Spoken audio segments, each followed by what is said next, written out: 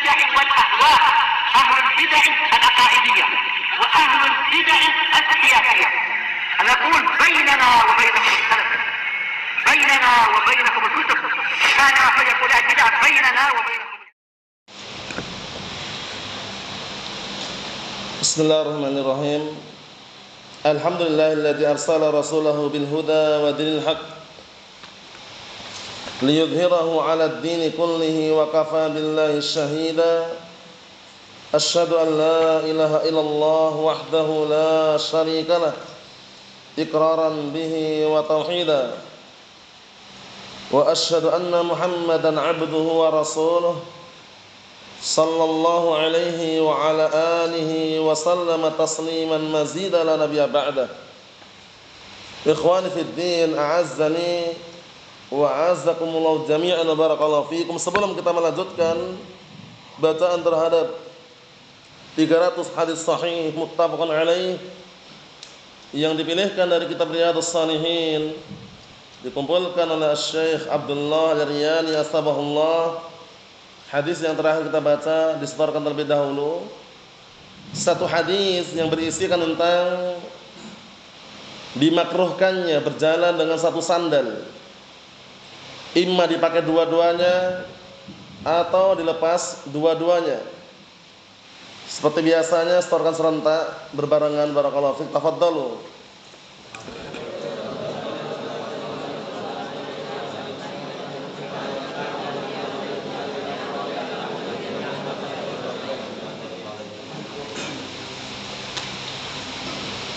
Na'am, ahsantum, barakallahu fiik, a'anakumullah. Kita lanjutkan berikutnya, kita ambil dua hadis.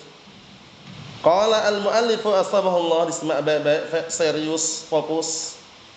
Babun nahyi an tarkin nar fil bait, bab larangan membiarkan api menyala di dalam rumah. Bab larangan membiarkan api menyala di dalam rumah. Bab ini barakallahu fiik diletakkan untuk memberikan apa? Peringatan bahwasanya api itu adalah musuh kita sebenarnya. Hanya saja manakala kita mampu untuk mengkondisikan api tersebut, insyaallah taala akan aman dan tidak terjadi bencana atau kecelakaan. Kenapa di sini dikhususkan dengan api? Dikarenakan waktu itu yang menerangi atau cahaya itu enggak ada lampu seperti sekarang ini, enggak ada. Waktu itu hanya mungkin lentera, semacam lilin atau yang semisalnya, sehingga kalau dibiarkan api itu menyala, mungkin ketika dia pergi atau safar atau tidur, ada fuwaisikoh yang lewat, fuwaisikoh itu tikus atau yang semisalnya, akhirnya api tadi terlemparkan mengena tempat tidurnya, kasurnya, terjadi kebakaran. Itu sebab dilarang apa? Membiarkan api menyala di saat ditinggal keluar rumah atau ditinggal tidur atau yang semisalnya. Kalau zaman sekarang bagaimana? Dijelaskan oleh Syekh Abdul Aziz Ibn Abdullah Ibn Baz rahmatullahi alaih. Ketika beliau ditanya bagaimana dengan zaman sekarang yang kebanyakan cahaya bukan dari api tapi dari lampu-lampu yang sekarang antum saksikan ini, listrik atau yang semisalnya. Kata beliau, selama tidak membahayakan, aman, tidak perlu dimatikan. Faham ya? Zaman sekarang mungkin di kamar mandi nyala lampunya, di dapur nyala lampunya. Selama tidak membahayakan, kata beliau, silahkan dinyalakan. Tapi kalau masih pakai lentera, lampu-lampu lentera, misalkan lampu lagi mati ya, mungkin menyalakan lilin atau mungkin menyalakan lentera tadi itu, barakallahu fiik, itu upayakan semaksimal mungkin. Kalau lagi istirahat tidur atau yang semisalnya dimatikan. Tujuannya apa tujuannya? Kalau seandainya ada hewan-hewan fasik tadi, tikus atau yang semisalnya, lewat kesenggol atau yang semisalnya, tidak membakar yang lainnya. Karena kejadiannya waktu itu ada salah satu penduduk Madinah, malam itu barakallahu terjadi kebakaran. Sebabnya karena apa? Sebabnya karena ketika dia tidur nggak dimatikan lampu tadi, nggak dimatikan api tadi, sehingga apa? Nah barakallahu fiik, terbakarlah rumahnya. Dikisahkan, disampaikan kepada Rasulullah SAW. Akhirnya beliau memerintahkan agar apa? Memadamkan, mematikan api tersebut sebelum apa? istirahat atau tidur. Kita baca hadisnya, disimak baik-baik. An Abdullah bin Umar radhiyallahu anhuma 'anil Nabi sallallahu alaihi wa ala alihi wasallam qaal. Disimak ya. La tatrukun nar fi buyutikum hina tanamun. Muttafaqun alaih.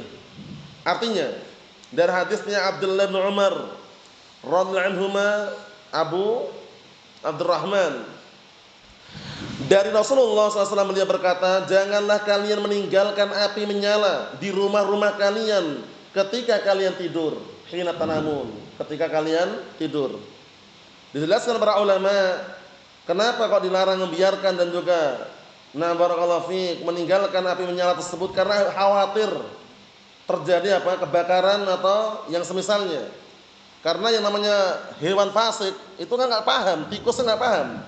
Tikus atau mungkin cicak yang semisalnya mungkin lewat tersenggol, akhirnya lentera atau lilin tadi yang menyala mengena kasurnya, terjadilah kebakaran. Itulah yang dikhawatirkan. Makanya Syekh Abdul Aziz Ibn Abdullah Ibn Baz rahmatullahi alaih menjelaskan, adapun zaman sekarang ketika ada lampu-lampu yang sudah nyala sekarang ini, lampu-lampu listrik yang tidak membahayakan, ketika dia tidur nggak dimatikan nggak masalah, karena aman. Mafhum? Jadi kita kembalikan hukum asal, kalau membahayakan dipadamkan sebelum tidur, sebelum istirahat.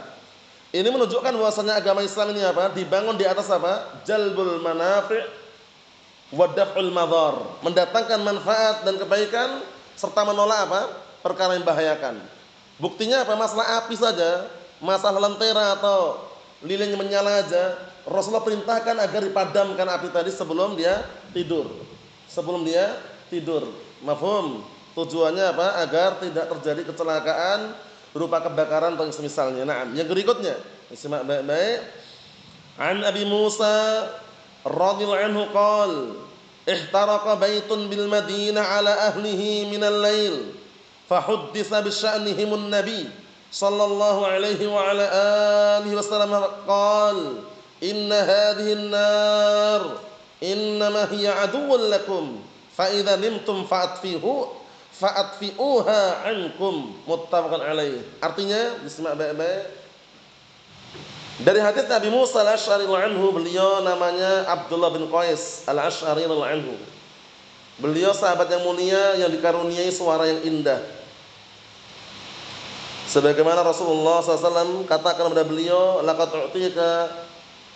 u'tita mizmaran min mazamir Ali Dawud, dan sungguh telah diberikan kepadamu suara yang indah seperti suara indahnya keluarga Dawud alaihissalam, yaitu Abu Musa al-Asy'ari. Siapa namanya tadi? Abdullah bin Qais. Namanya Abdullah bin Qais. Beliau termasuk salah satu sahabat yang waktu itu diutus oleh Rasulullah SAW untuk berdakwah ke negeri Yaman. Waktu itu yang diutus dua orang, Abu Musa al-Asy'ari anhu dan juga siapa? Mu'adz bin Jabal radhiyallahu anhuma. Seraya beliau alaihi wasallam menyatakan, basyira wa la tunaffira wa yassira wa la tu'assira wa tatawwa'a. Artinya, kalau kalian berdakwah ke sana, kabarkan kepada mereka kabar gembira, jangan dibikin mereka lari. Kemudian permudahlah mereka, jangan dipersulit. Wa tatawwa'a, dan salinglah kalian bersaudara. Syahidnya di situ barakallahu fiik, Abu Musa al-Asy'ari anhu termasuk salah satu sahabat yang mulia yang diutus langsung oleh Rasulullah sallallahu alaihi wasallam untuk berdakwah ke negeri Yaman. Karena waktu itu di negeri Yaman kebanyakan orang-orang ahlul kitab, al-Yahud wan Nasara. Makanya Rasulullah SAW ketika berpesan kepada Mu'adz bin Jabal radhiyallahu anhu, beliau mengatakan, ya Mu'adz, innaka sata'ti qauman min ahli kitab, falyakun awwal ma tad'uhum ilaih syahadah alla ilaha illallah wa anna Muhammad Rasulullah, fi riwayah ila an yuwahhidullah. Diperhatikan, waktu itu Rasulullah SAW ketika mengutus Mu'adz bin Jabal untuk berdakwah ke negeri Yaman, beliau mewanti-wanti, wahai Mu'adz, sesungguhnya engkau akan mendatangi sekelompok dari kalangan ahli kitab di Yaman. Siapa ahli kitab? Al-Yahud wan Nasara. Kemudian beliau mengatakan, hendaknya pertama kali yang kau dakwahkan kepada mereka adalah mendakwakan tauhid. Lihat, bukan sholat dulu. Sholat, puasa, zakat, haji tanpa tauhid gak terima. Oleh karena itu nomor satu apa? Tauhid. Rukun Islam yang 5 nomor satu apa? Tauhid, bukan salat. Beda dengan jamaah tabligh. Jamaah tabligh itu ya, biasanya mereka barakallahu fiikum mereka gembar-gemborkan, jalan sana, jalan sini, jaulah sana, jaulah sini. Ayo salat Pak, salat Pak, salat Pak. Tauhid nanti katanya. Tauhid nanti gimana? Lah kalau salat saja tauhid enggak ada, salatnya enggak diterima. Habaan mansura, bagaikan debu yang berterbangan wal iyad billah. Tauhid nomor satu. Paham ya? Antum lihat orang-orang jamaah tabligh rajin ngajak-ngajak orang-orang salat, tauhid enggak paham mereka. Orang-orang penyembah kuburan datang ke kuburan, datang ke Mbah Fulan, Mbah Alan minta pesugihan pun enggak dilarang. Karena mereka intinya mencari pengikut, paling banyak pengikutnya udah mereka senang. Paham ya? Apalagi udah khuruj di beberapa negara, India, Thailand, Bangladesh, ITB. India, Thailand, Bangladesh, sudah. Allahul musta'an. Ahlus sunnah tidak. Ahlus sunnah pertama kali yang didakwahkan, yang paling inti mengajak umat itu apa? Mentauhidkan Allah Subhanahu wa taala. Lihat pesannya Rasulullah SAW kepada Mu'adz bin Jabal. Wahai Mu'adz, sesungguhnya kamu akan mendatangi sekelompok dari kalangan ahlu kitab. Pertama kali yang kamu dakwahkan apa tadi? Ila an yuwahhidullah, agar mereka mentauhidkan Allah Subhanahu wa taala. Karena kalau sudah mentauhidkan, salat diterima, puasa diterima, zakat diterima, haji pun diterima, tapi tanpa tauhid. Walaupun salat setiap hari, puasa Ramadan full, kemudian zakat enggak pernah lupa, haji pun berkali-kali enggak diterima tanpa tauhid. Allahu musta'an. Dipermisalkan bagaikan apa? Orang ketika salat tanpa taharah diterima enggak salatnya? Sebagaimana ibadah tanpa tauhid la tuqbal, enggak diterima ibadahnya. Mafhum? Kama anna sholata la tuqbal illa ma'at taharah, fakadzalika al-ibadah la tuqbal illa ma'at tauhid. Sebagaimana salat enggak diterima kecuali dengan bersuci, begitu pula ibadah enggak diterima kecuali dengan apa? Tauhid. Maka tauhid dakwah pertama kali. Namanya bukan ngajak salat, ayo Pak, salat Pak, salat Pak. Nanti perkara yang lainnya nanti katanya. Salat dulu katanya. Kalau ahlu sunnah tauhid terlebih dahulu. Di balik mentauhidkan Allah Taala, salat tetap jalan gitu loh. Tapi kalau hanya salatnya rajin, salat 5 waktu, enggak pernah lupa, enggak pernah terlambat, tapi masuk ke kuburan. Mintanya Mbah Fulan, Mbah Alan tadi.